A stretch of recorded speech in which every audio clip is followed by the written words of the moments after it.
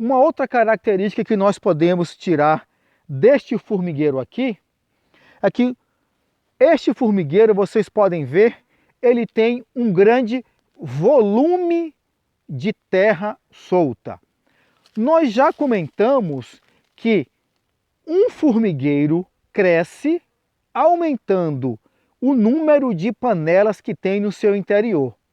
Toda vez que um formigueiro aumenta o número de panelas ou aumenta o número e a quantidade de galerias, essa terra que foi retirada desta panela, a formiga traz aqui para cima. Por que para cima? Porque é o caminho mais curto, é a lei do menor esforço. Ela traz aqui para cima.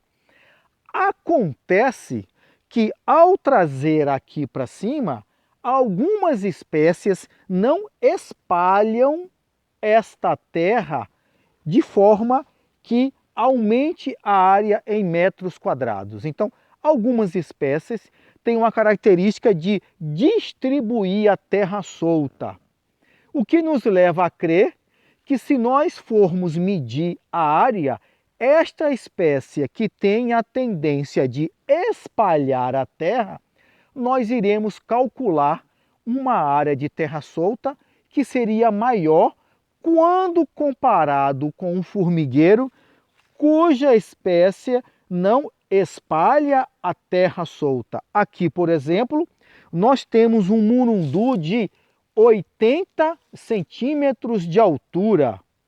Então, se vocês já acham e consideram que esse formigueiro é um formigueiro grande, imagine essa terra toda espalhada. E o que é que isso pode trazer para a gente de informação importante? É importante entender o seguinte: neste caso aqui, este formigueiro, ele tem um grande volume de terra solta. Os outros formigueiros têm área de terra solta.